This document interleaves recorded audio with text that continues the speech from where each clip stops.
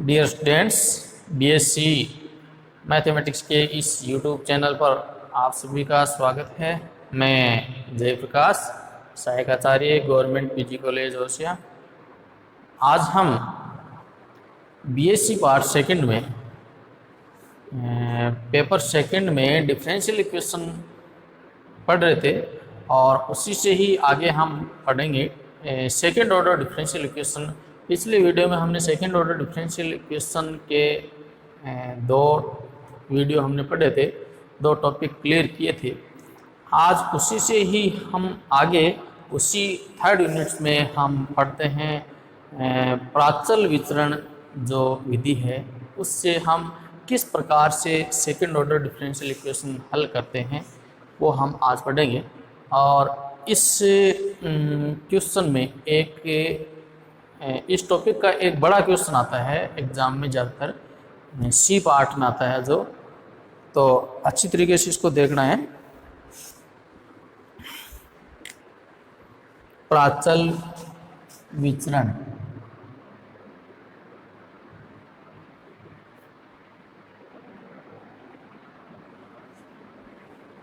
प्राचल विचरण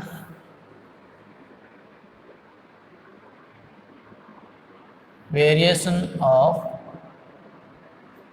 पैरामीटर। तो प्राचल विचरण जो है, प्राचल विचरण में ये जो विधि है वो हम कब काम में लेते हैं? ये विधि हम दी गई सेकेंड ऑर्डर डिफरेंशियल इक्वेशन, ऐसी डिफरेंशियल इक्वेशन जिसका पर्टिकुलर इंटीग्रल से हम जो विशिष्ट समाकल ज्ञात करते थे, वो विशिष्ट समाकलन अगर जटिल हो, जिसको ज्ञात करना संभव नहीं हो, तो उसको हम इस विधि से ज्ञात कर सकते हैं। इस विधि में इस विधि की मुख्य विशेषता ये है कि इसमें हमें पूरा CF फलन है वो ज्ञात होना जरूरी है। CF ज्ञात होने के बाद में पर्टिकुलर इंटीग्रल ज्ञात करना इससे आसान है। और कैसा भी विशिष्ट समाकलन हो, अगर CF ज्ञात है तो उससे हम इसका विशिष्ट समाकलन भी ज्ञात कर सकते हैं। इसकी एक प्रॉब्लम लेते हैं, क्योंकि उससे हम इस क्वेश्चन को विधि को ज़्यादा अच्छी तरीके से समझेंगे। d2y अपॉन dx का square plus a square y equal to sec ax, ये क्वेश्चन है जिसको हम कांस्टेंट जो पढ़े थे सेकंड ऑर्डर डिफरेंशियल इक्वेशन, उसमें भी ये क्वेश्चन हमने हल किया था। आज हम इसको प्राचल विचरण विधि से हल करते हैं। तो इसको हल करने के लिए सबसे पहले हम इसका CF देखते हैं, और CF ज्ञात करने के लिए कैसे ज्ञात करते हैं CF? पहले इसको हम संकारक रूप में लिखेंगे, d square plus a square into y equal to sec ax, या m square plus a square equal to 0, इससे m बराबर प्लस माइनस a आएगा, और इसका CF आएगा C1, या कोई दूसरा कांस्टेंट ले लेते हैं, जैसे C1 डैश मान लिया, cos ax plus C2 dash sign ax। यहाँ C1 और C2 कांस्टेंट है, यहाँ हम कुछ भी ले सकते हैं। C2 डैश इसलिए लिया क्योंकि हम लास्ट में इसको सरल करेंगे, तो लास्ट में अपने पास ये C1 और C2 आना चाहिए, तो उसको हम C1 और C2 लिख देंगे लास्ट वाले को। तो ये अपने पास CF आ गया। तो इसका हम व्यापक हल मान लेते हैं।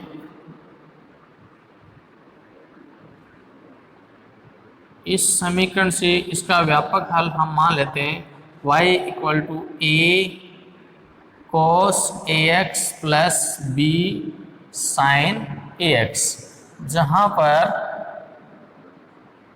a और b क्या है? x के फलन हैं। यहाँ a और b भी हमने x के फलन लिए हैं।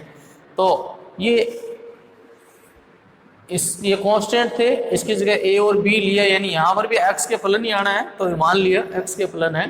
तो इसको हम इक्वेशन 1 मान लेते हैं। तो dy अपॉन dx याद करते हैं।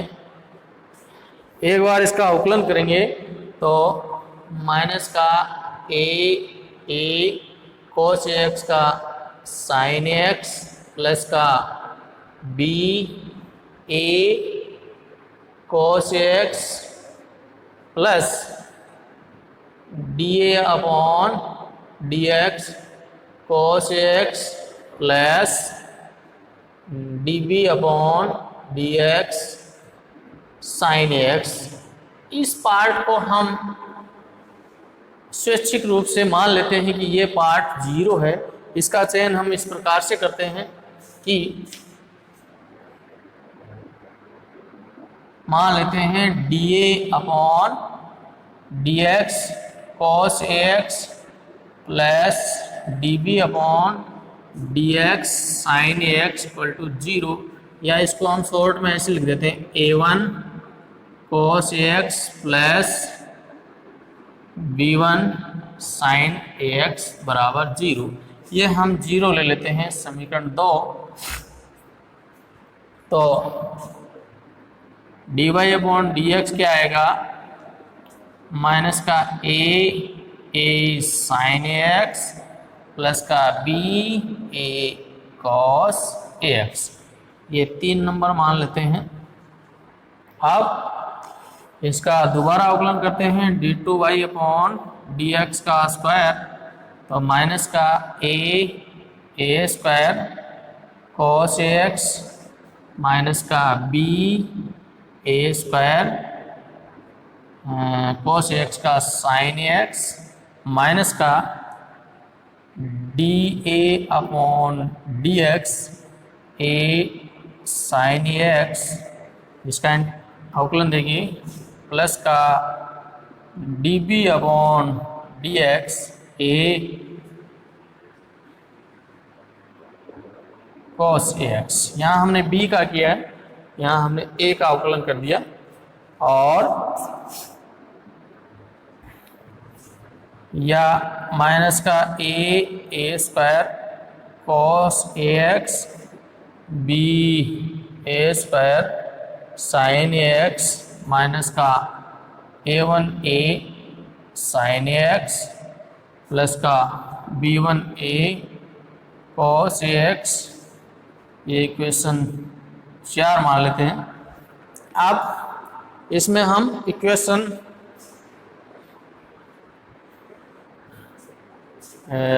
dy अपॉन dx का y का जो मान है वो दी गई समीकरण में रखते हैं, और समीकरण में रखने के बाद में देखिए क्या समीकरण प्राप्त होती है। हमें दी गई समीकरण है, इसमें मान रख देते हैं हम।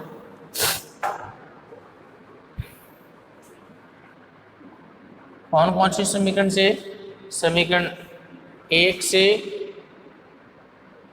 और 3 से और 4 से, इसमें मान रखते हैं। तो d2y अपॉन dx स्क्वायर का जो मान आया, माइनस का a square cos x minus का b a square sin x minus का a1a sin x प्लस का b1a cos x plus a square, y की वैल्यू थी a,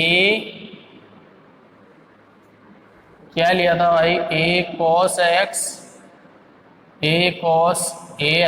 plus b sin ax, ये लिया था भाई व्यापक हल हमने जो लिया था, इक्वल टू sec ax।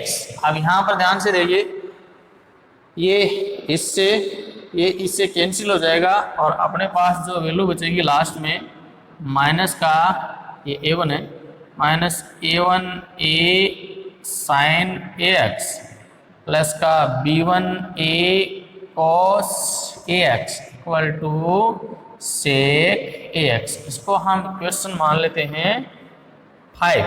अब हम इक्वेशन एक तो 0 वाली ली थी 2 एंड 5 से हम a1 और a2 ज्ञात करेंगे, क्योंकि a1 और b1 की हमें 2 समीकरण प्राप्त हो गई है। तो प्रत्येक समीकरण में प्रत्येक जो क्वेश्चन है इस प्रकार से ही हल करना है। एक इक्वेशन सबसे पहले 0 माननी है, एक दूसरी और आएगी, उन दोनों से हम a1 और b1 ज्ञात करेंगे। a1 और b1 ज्ञात करने के बाद में हमें हमारा अभीष्ट हल प्राप्त होगा। तो यहाँ से देखिए समीकरण 2 में a1 cos ax है, यहाँ पर a1 a sin x है। a को तो हम आगे ले जाएंगे, लेकिन इसको हम sin x है तो इसको हम मल्टीप्लाई करेंगे cos ax से, इसको हम cos ax से मल्टीप्लाई कर देते हैं और इसको हम sin ax से मल्टीप्लाई करेंगे और फिर इसको दोबारा लिखते हैं। तो देखिए पहले उसको लिखते हैं a1, यहाँ समीकरण 2 और 5 से a1 cos ax sin ax plus b1 sin square ax equal to 0। इसको माइनस का a1 cos ax sin ax plus का b1 cos square ax equal to sec ax को हम cos ax से मल्टीप्लाई करेंगे तो 1 हो गया और 1/a इसका ये है। इन दोनों से हम देखते हैं, सरल करते हैं, दोनों को जोड़ते हैं। तो जोड़ने से देखिए हमें ये कैंसिल हो जाएगा, b1 प्राप्त होगा। b1 इक्वल टू आ गया 1/a और b1 का मान हम रख देते हैं किसी भी इक्वेशन है जो सिंपल सी इक्वेशन थी 0 वाली, उसमें हम रख देते हैं ये, इसमें मान रखेंगे तो a1 कितना प्राप्त होगा। पहले वाली समीकरण थी, समीकरण क्या थी देखिए, ये फर्स्ट थी, सेकंड इसमें रखेंगे तो 1/a tan ax प्राप्त हो जाएगा। यहाँ हम मान रख देते हैं b1 का 1/a, तो 1/a इसका मान रखेंगे तो देखिए 1/a तो cos ax बचेगा, cos ax से आगे जाएगा तो ये है a1 a sin ax a1 बराबर आ जाएगा sec ax अपॉन, पहले वाली इक्वेशन देखिए क्या थी, पहले वाली इक्वेशन थी a1 cos ax प्लस का b1 sin ax equal to 0। इसमें रखते हैं क्योंकि ये इजी रहेगा, थोड़ा इसको सरल करना पड़ेगा। इसमें अगर हम मान रखते हैं b1 का 1/a तो ये 1/a sin ax आगे जाएगा, ये नीचे आएगा तो माइनस का 1/a tan ax हमें प्राप्त होगा। ठीक है, दोनों से कैसे भी करके अपने को मान निकालना है sin ax का और इसका। तो a1 की वैल्यू प्राप्त हो गई हमें -1/a tan ax और b1 आ गया। अब चूंकि b1 की क्या लिया था हमने, db/dx लिया था 1/a, इससे इंटीग्रेशन करेंगे दोनों तरफ तो b बराबर आ जाएगा 1/a इंटू एक्स प्लस, ये हम कांस्टेंट b का कांस्टेंट c2 मान लेते हैं, a वाले को c1 लिख देते हैं।